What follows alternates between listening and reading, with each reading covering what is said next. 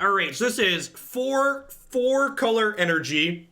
At the core, this is a blue-green with kind of two splashes. We have a little bit more red than black, so red cards here. Harness Lightning, Whirler Virtuoso, Glorybringer here at the top end, and Chandra Torch of Defiance. We also have a small black splash for Glint-Sleeve Siphoner and the Scarab God. So one of the things to mention is why this deck is likely functional as 4 color. So in addition to Aether Hub being a rainbow land for us, we also have 4 copies of Attune with the Aether, which fetches basics out of our deck and gives us energy. We have Serpent to the Conduit, which makes mana of any color, and we have Gilded Goose. So even though there aren't a ton of black sources in the mana base, we have a lot of ways to access the few black sources that we have. Put some full arts in here real quick. Make my lands all purty like. Before we dive on into a league here. How will I get my slot machine fixed? You're gonna have to find your desire to gamble somewhere else, I suppose. Again, whenever you want to recommend a card for a deck list, rather than me telling you that your idea is bad, put some thought into it. Tell me why your idea is good. Say, Jeff, I think you should be playing this card. This is your problem that it solves. This is a card we could potentially cut for it. I know there's people that when I say that, they're like, but Jeff, I don't have any reasons why this card could be good. Then why recommend it? That would be my response back to you. If you can't think of a reason why your card is good, you know, it's probably not. Magic's a game where there's, you know, tons of combinations in any given deck. And if you just sit there and like shoot down all of these ideas rather than trying to focus on the good ones, you're going to be wasting a lot of time. For Blue, Red, Flash, and Pioneer, thank you very much for the biddies, Ebgish. I appreciate that. Be happy to get that one added. We're going to be doing a ton of Pioneer for the next week. So my goal is to do 21 Pioneer decks between Saturday and Friday during our streamathon. So should be getting through a lot of these submissions relatively quickly. So again, the key there, Stegall, if you listen to what I asked you to do, is solve a problem. Tell me what issue my deck has and how you're solving that issue with the cards you've recommended. Because again, there's just so many combinations of things that you could play that a lot of cards seem good, so you need to have a way to narrow down which cards you actually want to play. And narrowing it down by focusing on cards that solves problems is the best way to do that in my experience.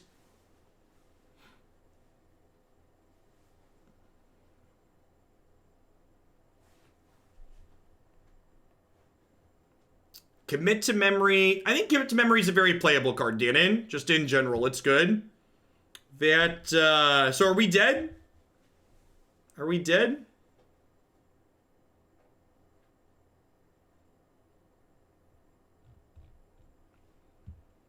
How much longer in this deck before we move to Historic? Usually I spend about an hour and a half to an hour and 45 minutes on Pioneer decks. And as always, if you're wondering what I'm playing and when, you can check my schedule on my website.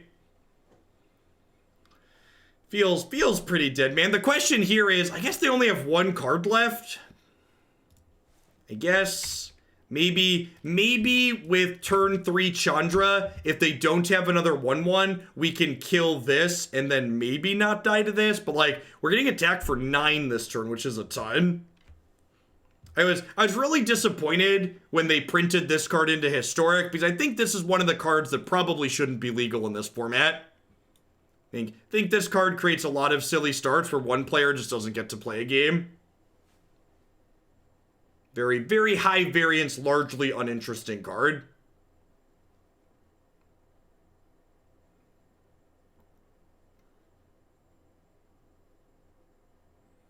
I've been watching for a year and a subscriber for 8 months. Since the day I learned I have a published schedule. Yes, and I keep that schedule regularly up to date. I always try to make it so that if anybody has a regular question about what we do or how around here, that information is accessible readily. A lot of other great things on my website too, if you haven't checked out the deck list pages there before. think that probably means we're dead. I guess they're out of cards. All right, let's chip in a chair, huh? Let's play this Questing Beast and attack. And then next turn we trade for this, take 6 down to 5. And then the following turn we can go Refiner Servant and maybe Stabilize. Maybe. I definitely think we're behind, but if they brick for a turn or two, maybe we could be okay. Just lucky. Thanks for the 17 months. I appreciate that. Welcome back. It's like you're a professional who does this for a living. I mean, to be fair, there's a lot of people who do this as a profession that mostly just turn on a webcam.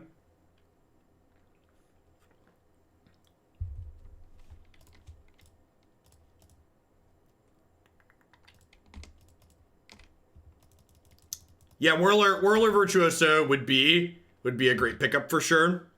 Would have been a good draw there. An untapped land that doesn't hurt me would be a decent pickup next turn too. Could let me Rogue Refiner plus Servant without shocking.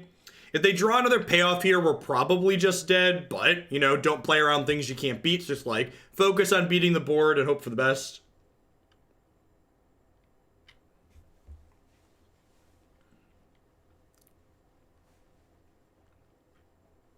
Someone had mentioned Aspect of the Hydra as a card these green aggro decks play. It's definitely a card that blows us out here. What are the black splashes for? Yeah, it's a good question. Could maybe be for like Find Finality, or perhaps they have Assassin's Trophy or Abrupt Decay. Hey, Eugen, sir. Thank you for the 11 months. Happy holidays and all that jazz to you and yours as well. Yeah, super dead, Danissa. That's probably lights out.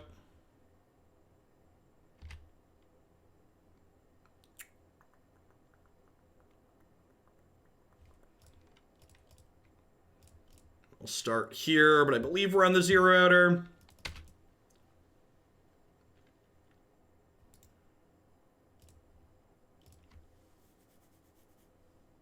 So, you know, gave it the college best there for the fact that we were on the draw and they had double Burning Shore Emissary on turn 2, double BTE into 5/5 on turn 2. What are we trimming here? This is probably not a Glint-Sleeve Siphoner matchup. Probably can't afford to be losing life and drawing cards here. Definitely want Gust, Grasp, and Trophy here.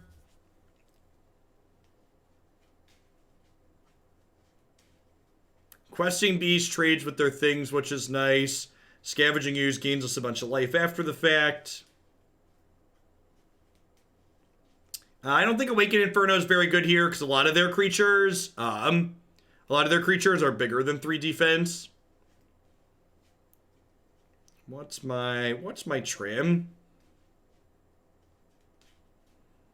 Maybe just like trim a banger at the top end, just so I don't want too many 5-drops.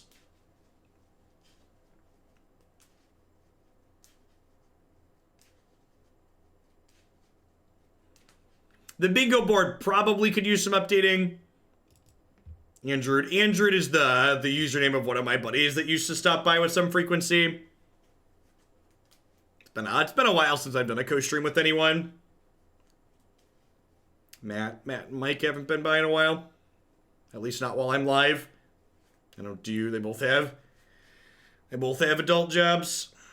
Is Whirler medium here? I think Whirler's good for generating chump blockers. Like, Whirler basically lets me turn 3 energy into, like, a gain 5, which is a good conversion rate, I think.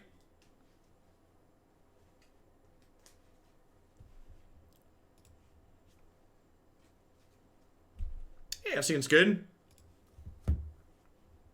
Get my laser charge in. Have a laser to fire. Have some threats. It's almost like 1-mana accelerants and free spells might be problematic. Maybe. If you did not get a link to the survey in your email, please pop into the Discord server and grab it from the announcements channel there. I try to avoid sharing the link publicly. It's extra effort to filter out responses from non-subs. That's also why it's important that you put your subscribed Twitch name at the top. It's not because I want to track people who leave me negative feedback. It's because I remove survey responses from people who are not subscribed to the channel, because the goal of that survey is to pull people who pay my bills.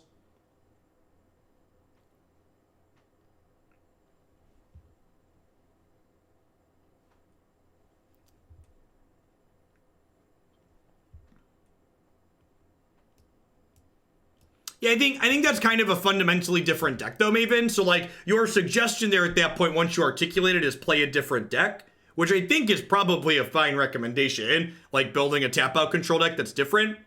I'm not sure that Esper at that point, as far as tap out control goes, is better than like say Grixis. Do I want to harness lightning this elf? Probably. It's probably worth slowing them down. Charges my laser up a little bit more too for whatever my payoff is eventually.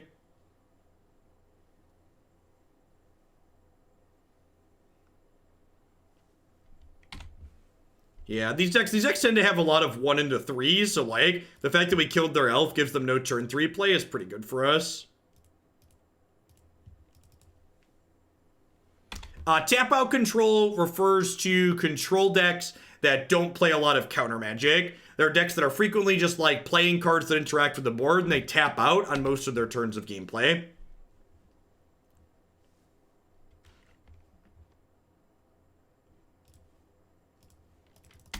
My plan to hopefully draw spells has not come to fruition here. So slightly unfortunate. Hopefully Banger is going to be able to have a strong back and carry us across the finish line. I'm playing Moto. Do you miss Arena's auto tapper? To a degree. The auto tapper's been pretty bad since the Eldraine patch, so I miss it less than I once did. Hey, Hypnos, thanks for the 3rd of a year. I appreciate that. Welcome back. Hope your holiday season's going well.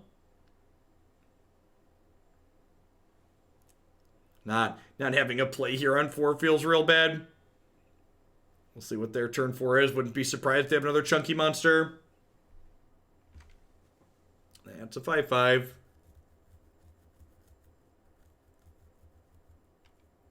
A 2/2 and a 5/5. Sure, why not?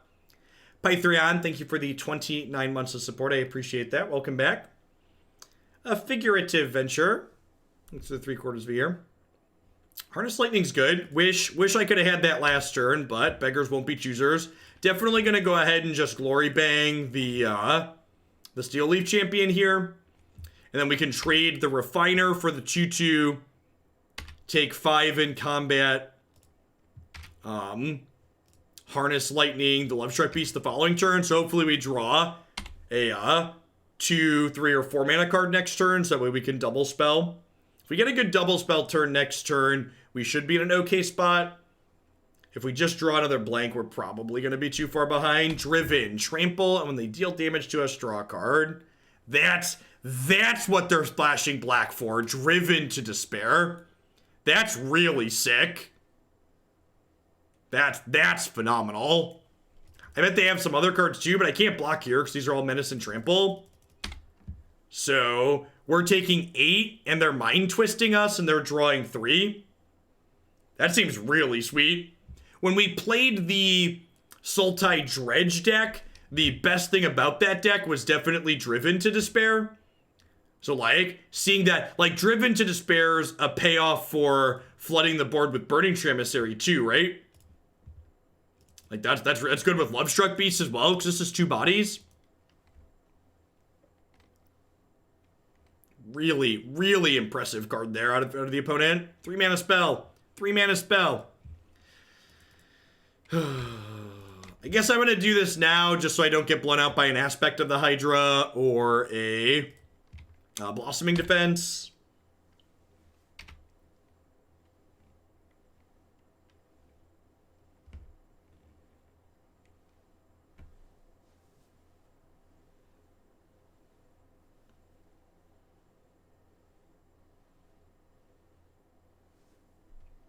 Nantuko Husk.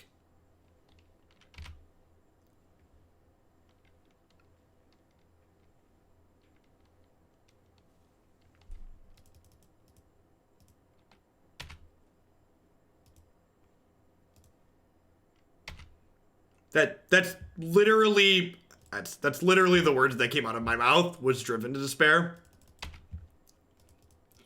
Please, for the love of God, don't actually me when I did say the correct thing. Please, please, and thank you.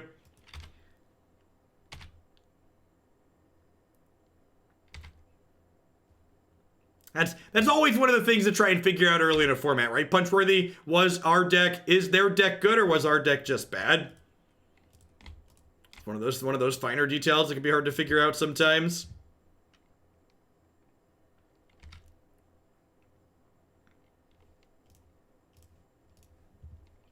So I think I just banger the Husk here.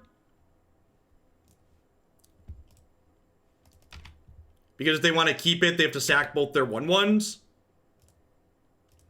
I feel like we might be stabilizing. Like, our hand was so bad that discarding 3 cards wasn't that big of a deal.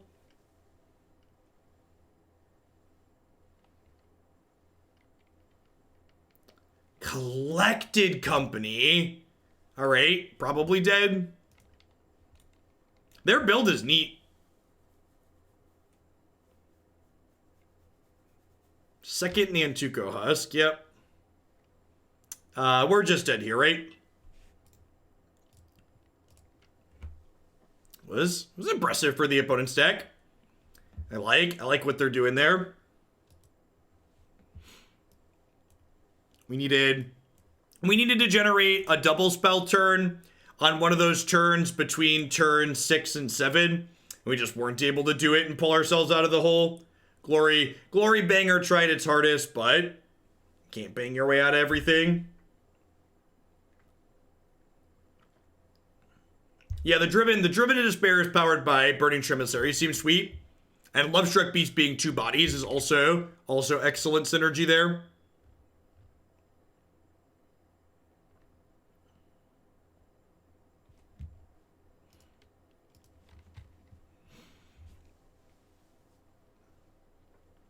Is the opponent's deck of the day? Nah, you don't make deck of the day off a single match. You gotta. Could be pooping all the others, who knows? Collected Company is interesting because it means they probably don't, like, Driven to Despair might be their only non-creature. I think this is a mulligan. Only 2 colors of mana, no payoffs for the Serpents. This hand's fine. Not exciting, but fine. It's got a lot of mana in it. One of the things that's a little bit awkward / to keep in mind with this deck that we're playing is that even though this deck only has 24 lands in it, this deck actually has 34 mana sources in it, and I feel like there's a chance that this is too many. Like, I'm not sure that we have enough payoffs in our deck, like cards that generate 2-for-1s to power through that flood. Like, it felt like we drew a lot of cards in that last game, but, like, our deck has a lot of mana in it. So, like, when your deck has 34 mana sources, a lot of your games are going to be 50+% mana.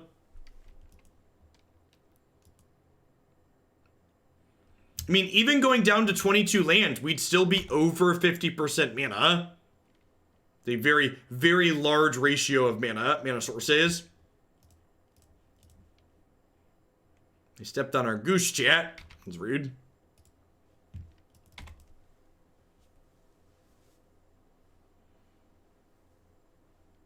You know, I don't know. The problem with, like, playing Bone Crusher over Harness Lightning is, like, Harness Lightning's supposed to be one of the payoffs for being in energy.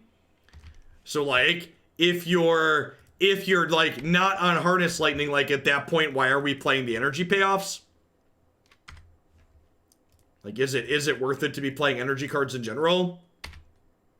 Yeah, our deck's got a lot of ramp elements in it, but doesn't really have payoffs for generating that mana. Yeah, Goose could be an unnecessary card, potentially.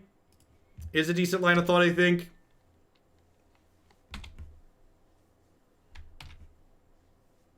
Yeah, I think there's a very real chance that energy cards just aren't good enough for this format.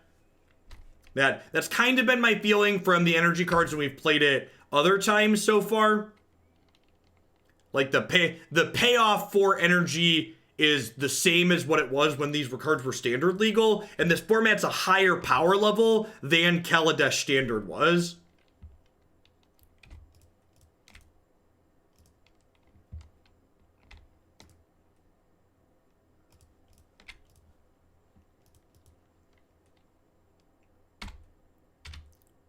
Pay 4 mana, fog your Spellbreaker. Yeah, I think, Squishy, I think a lot of people mistakenly confused Kaladesh standard being unbalanced with Kaladesh standard being powerful. No, I don't think so, Moxie. I think there's a reason why Marvel decks have not been successful so far in this format. We've played Marvel on stream in the past. If you go back on the YouTube channel, you can check it out there if you want to see it firsthand, but have not been impressed with Marvel at all. Yeah, I agree, Marty. I think it's a great example of why it was a good thing Pioneer didn't start with a ban list.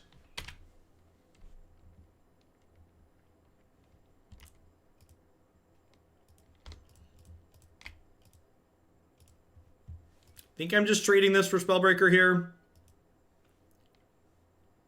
Get a trade in while they can't currently Embercleave us. I mean, we've played Pumbler too, Naya. We've played basically every energy combination at this point, and there's lots of other people playing lots of different things in this format as well. So like, I don't think energy is not showing up through a lack of people trying. I think people are trying to play with the energy cards, they're just not good enough.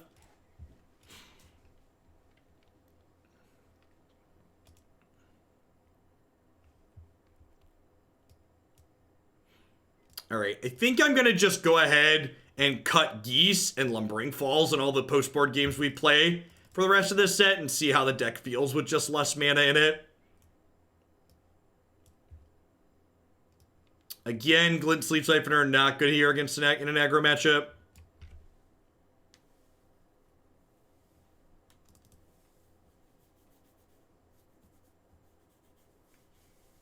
The release of the Geese, yeah, exactly.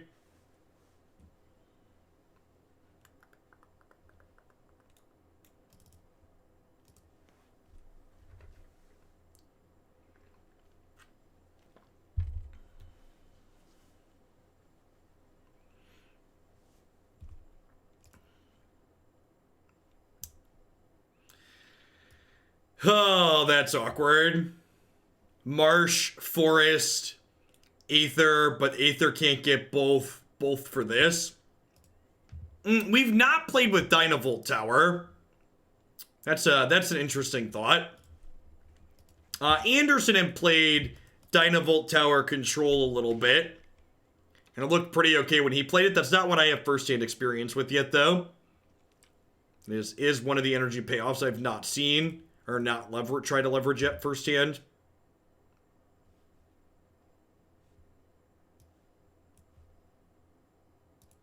Dynavolt Tower is kind of neat just because it's self-enabling, so you don't have to play a bunch of other mediocre energy cards to make Dynavolt Tower good.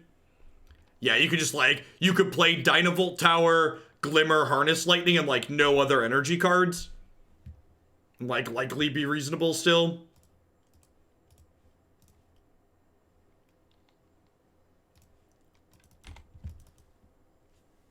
Rogue Refiner's fine. Rogue Refiner is a little bit less good. Teamer Control doesn't really have a big draw to it. Outside of Rogue Refiner, a Teamer deck's not really doing things that a Control deck's looking to be doing. Yeah, it's a fine mid-range card. It's not really a control card, though. And Dynavolt Tower definitely slots into a control archetype more than anything.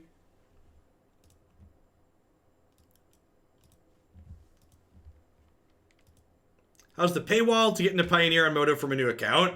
The best way is to just look at the data. If you go to mtggoldfish.com, while their metagame percentages are largely nonsense, garbage, made-up numbers, you definitely will get an accurate dollar amount.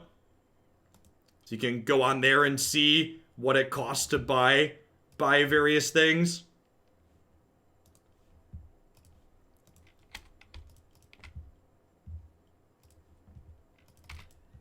with Banger here in hand, I think I'm going to go ahead and start attacking. Try and close this out. It depends on what you're looking to do. Renting versus owning is not that dissimilar from what you would consider on larger items as well. If you have a deck that you know you like, and you're going to take that deck and play just that deck, it's definitely more convenient and cheaper to just own the deck you intend to play. But if you're someone who intends to play lots of different things, renting's probably more convenient and cheaper than buying and reselling lots of different decks. Gruul Company, interesting.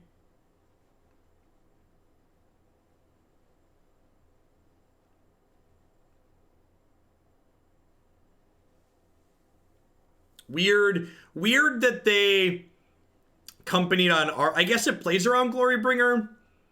Gosh, these Rabbles almost kill us dead next turn, huh? They're gonna attack for 14. They're just like super dead to Embercleave, huh?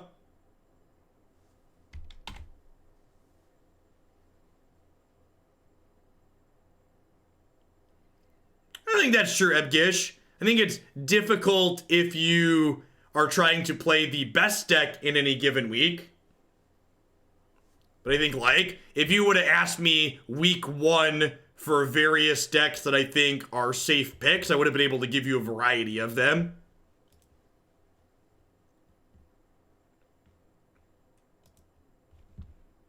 Well, so far our deck feels real medium. But we've played against two sweet opposing decks.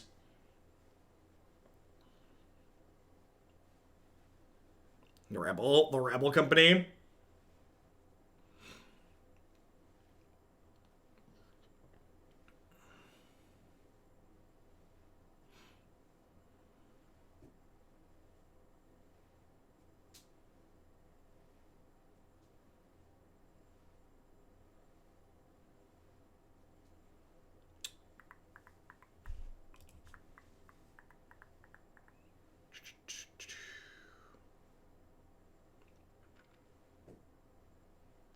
Yeah, the energy payoffs have felt medium. And like the few teamer energy decks that did well early in this format, I feel like they probably had their success on the back of Oko more so than on the back of the energy shell that they were playing.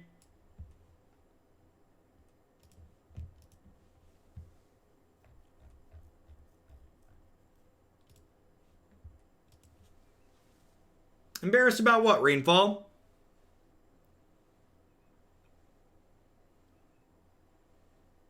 Gotta break a few eggs to make an omelet. Thing you have to remember is that for every successful deck you see out there, the person that innovated that deck left dozens of others on the cutting room floor.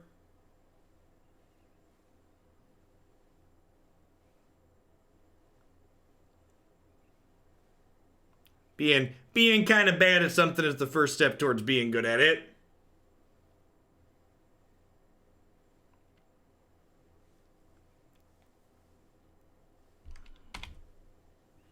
Magic, like in life, the dead massively outnumber the living. Ain't that the truth?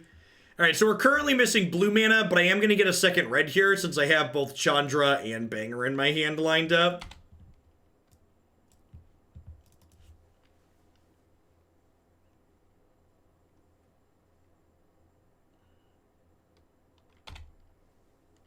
Hangboy, eh? Probably a Hardened Scales deck.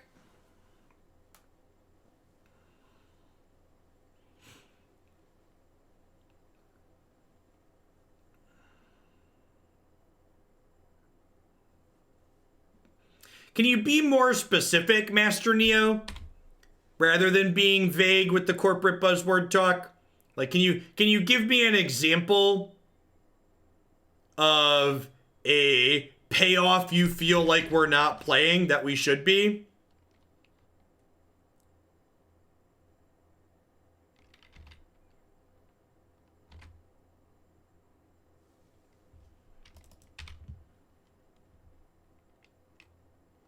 Yeah, I do agree that I agree with that. We've flooded quite a bit here, but the deck is also constructed in a way that's going to cause us to flood quite frequently. Hey, Waterfalls, thanks for the tip. I assume that's for your black-white control deck for Historic, which is good. As of right now, we are going to play every format in the queue currently to empty over the course of the 7-day streamathon. So if you're someone that's thought about adding a deck but didn't want to wait too long to see it, now's a good time to get something submitted.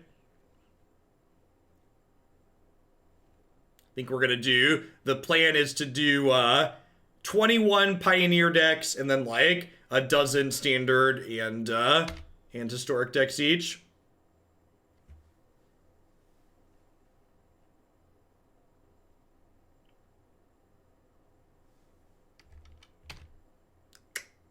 It's a dead one.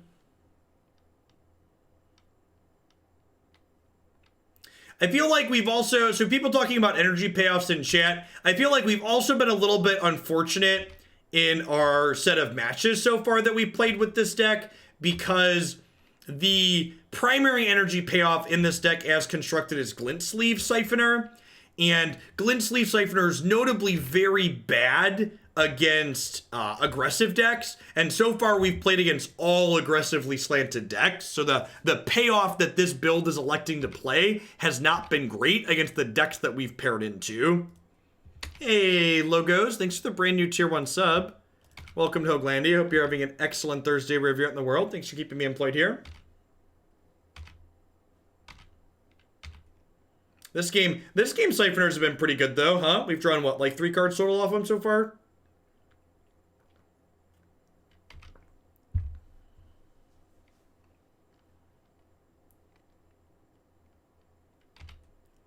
Okay.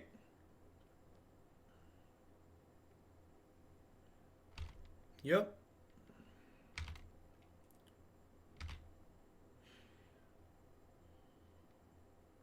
Questing Beast looks pretty good next turn.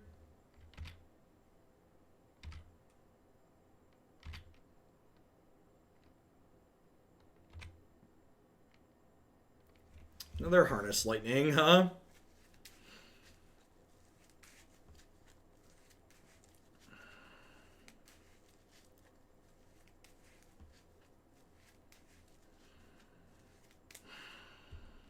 So definitely playing this.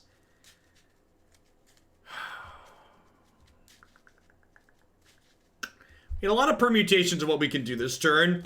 It might just be Questing Beast and Slam.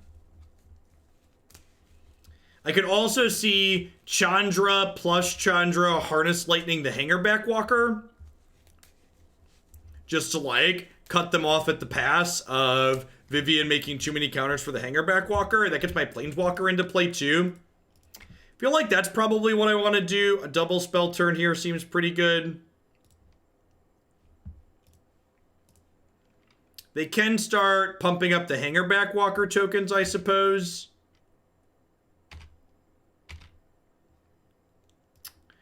I'm going to go ahead and attack Vivian here, I think. I don't have energy for this to do anyways anymore.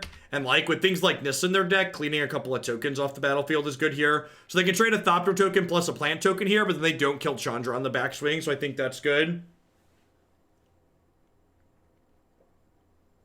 Harness Lightning would be cracked in half if it could go to the face. That standard format would have been even more stupid than it was. Would have been a very, very silly place.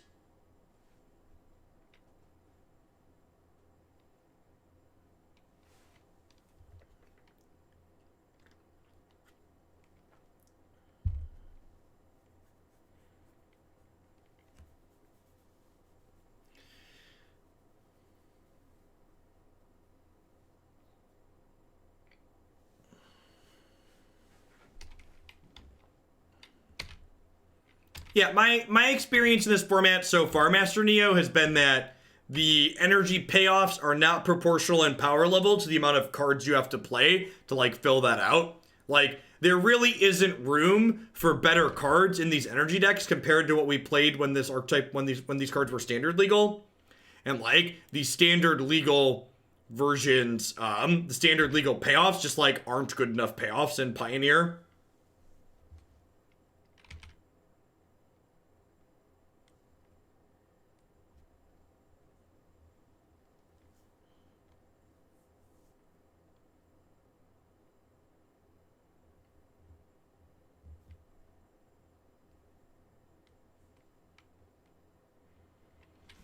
I feel like even that recommendation, Azza, is just like worse than the Hardened Scales decks that people are already doing.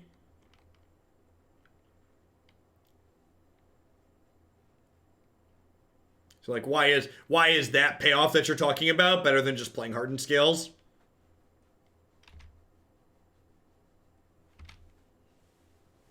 Hey, happy holidays to you too, Greyhound.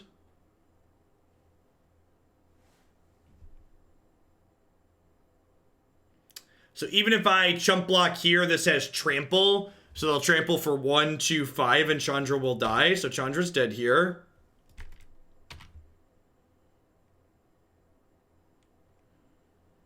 So I get to play Questerson here. And Questerson cannot currently be blocked by their Land War Elves. So I can say Glorybringer, bang a flyer, and then Questing Beast hits them and finishes off the Vivian. So we'll kill this. We'll hit this for 4. We'll hit this for 4 again.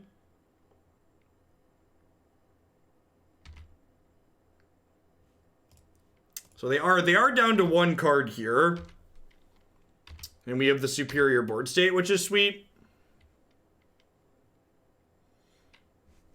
They don't have another good payoff. We're definitely pretty far ahead. And depending on what their payoff is, we might still be okay based on the spells that are in our hand.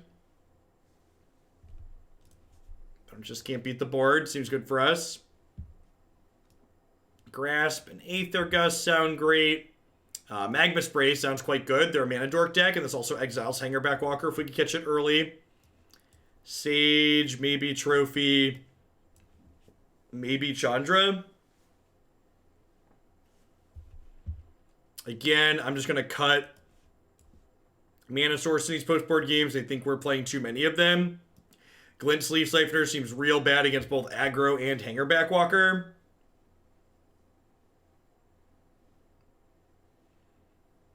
I don't know, Mike. Like, 2-1 Menace, if your deck's aggressive, it's probably fine. Like, a 2-1 Menace that, like, draws half a card a turn is probably fine in most aggro decks. But outside of aggressive decks, I'm not really sure if it's good enough. Scavenging is probably a little bit too slow to get going. I don't have that many actual green cards, and this is only a temporary solution to a permanent problem. I think I'd rather have Grasp.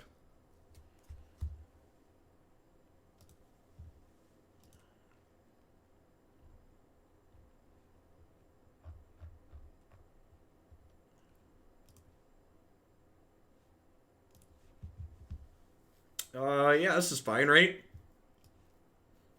It's only 1 land, but we've got second land, third mana source.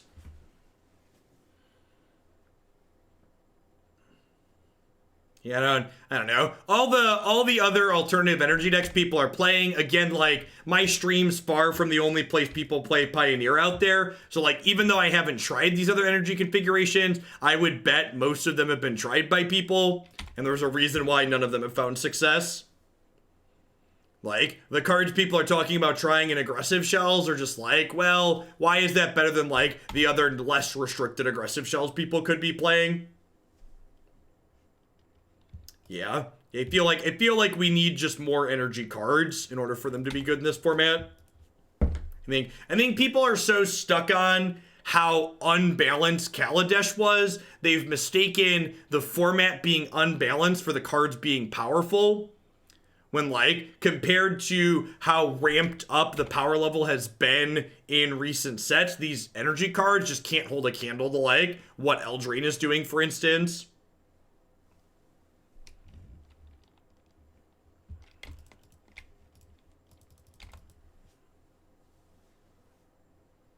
Well, it depends on what your goal is, Marty. We need more energy cards if the goal is to make this archetype playable in Pioneer, but there's a good chance that's not the goal, right? We're probably just dead here. Yeah. They're gonna downtick their nist in the next couple turns and we are super dead. Yeah, remember Attune with the Aether was banned in Standard?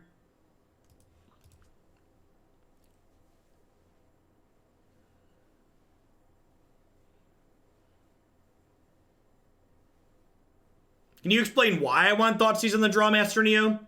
Because my deck doesn't consistently make enough black mana on the first turn of the game.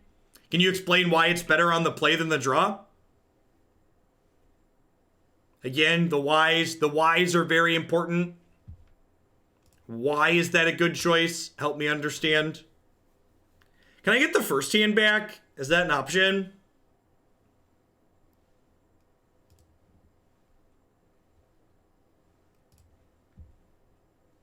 I think a lot of 2019 cards are great.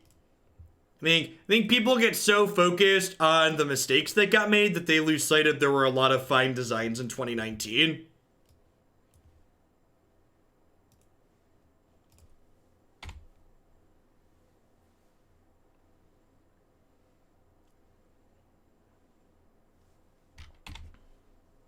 I mean, to be fair, Marty, that's the cost of playing decks that are kind of medium sometimes, right? What do you think? I think both the decks we played today were kind of on the lower power level side of the scale. So the matches have been a little bit rough because our decks haven't been as competitive as some of the other ones. I would like to point out that they've mostly banned green cards in this format, and most of our matches are still against decks playing green cards.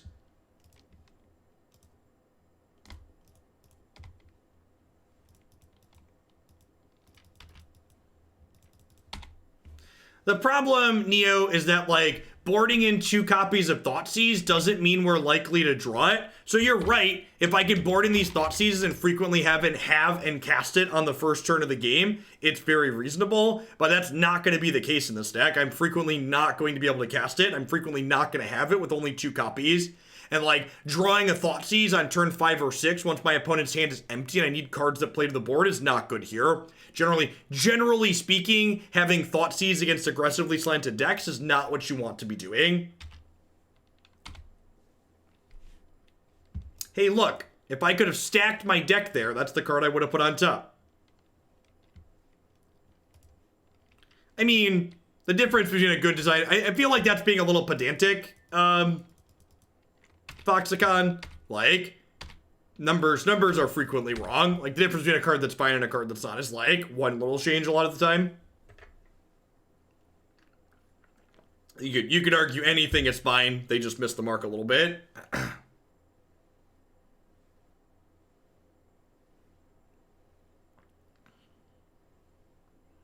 It's like, yeah, it's technically correct what you said, but like, it's also kind of pointless to point it out.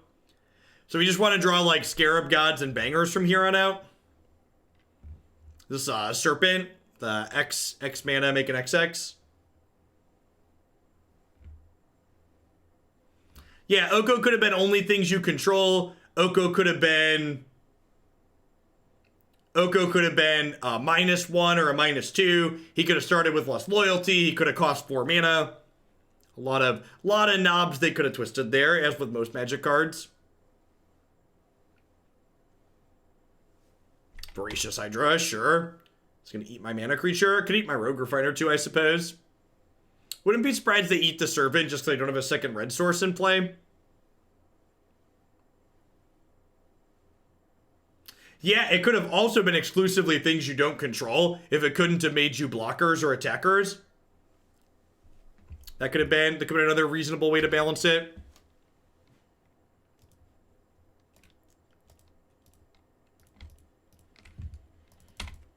So at this point in the game, we just want to draw like our 4, 5, and 6 mana cards. If we do that every turn for the rest of the game, we'll probably win. If we have some turns where we draw lands or mediocre cards, we could be in trouble. Although I suppose Whirler Virtuoso at this point is an okay draw. It would make 3 1/1s alongside it, because I already have 7 energy. And it would make 3 more.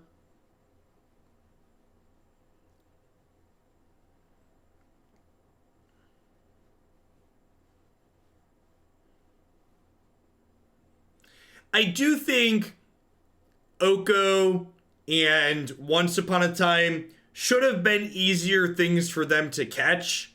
Because I feel like, from a theory perspective, Once Upon a Time is just deeply not okay. And from a gameplay perspective, I think it's super...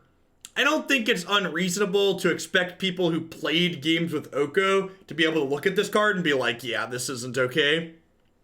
Alright, so Harness Lightning's our best draw here. So we can kill the Hydra and then Questing Beast kill the Nissa.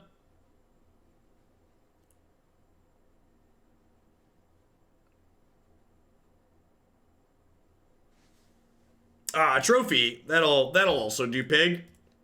Forgot we boarded that. We had Noxious Grasp as well.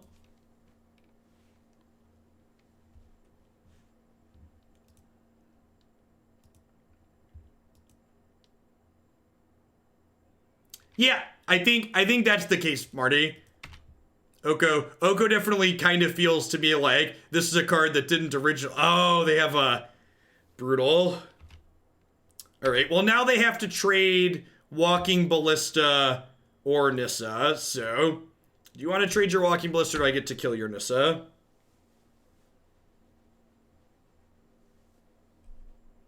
Wow. They think Nissa is better than Walking Ballista. I think I disagree with that assessment. So I'm pretty happy to see that. One banger, please. Any good payoff here would be great. How about an Attune with the Aether? What do we think of that one?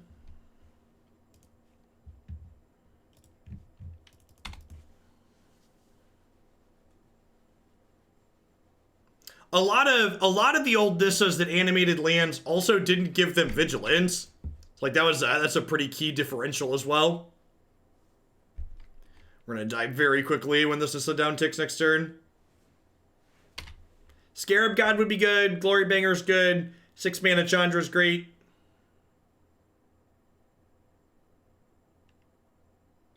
Harness Lightning. Well, you know, could be worse. Hopefully they down tick Nissa.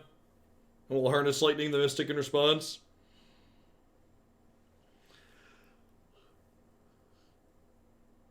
They shocked that in, so they're about to play a 8 mana spell here. They have an XX card. Hopefully it's just Walking Ballista and not Hangerback Walker. I don't know that we can beat Hangerback Walker from here.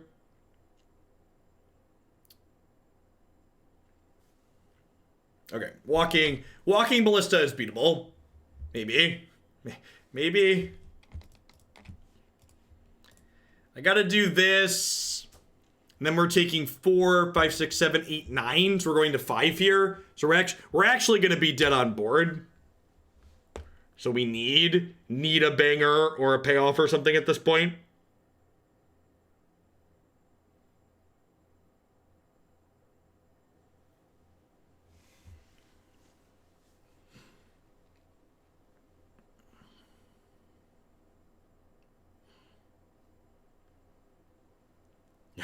Harness Lightning to the Dome definitely would have been lethal there.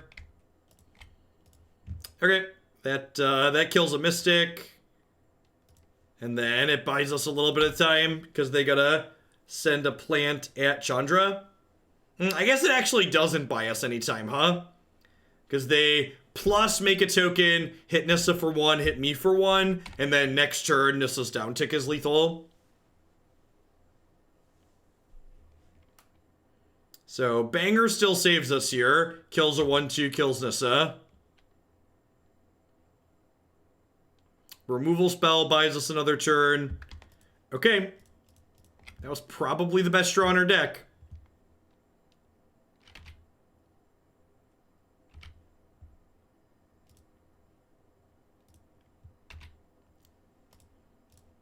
They still have draws that are lethal. They have 2 more Walking Ballistas in their deck that kill us if they rip them. Hangerback Walker is probably pretty close to unbeatable for us, but we are marginally ahead until they have the next good top deck. That's not lethal this turn, but it kills us in 2. Another Glorybringer also no longer gets us out of this because we're going to 1. So we need Whirler Virtuoso at this point. Rogue Refiner into another blocker would also do. Yep, super, super close game.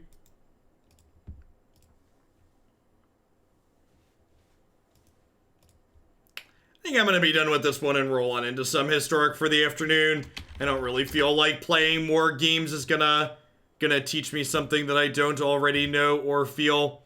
So, overall, energy as a whole, just, I feel like the payoffs just aren't quite there in this format. Like, if you look at, like, what this deck is doing here at the top end of our curve, there's a reason why we're not playing energy cards at the top end of our curve, right? Like, I think Questing Beast and Chandra and Glorybringer are just, like, better than the Energy Hydra.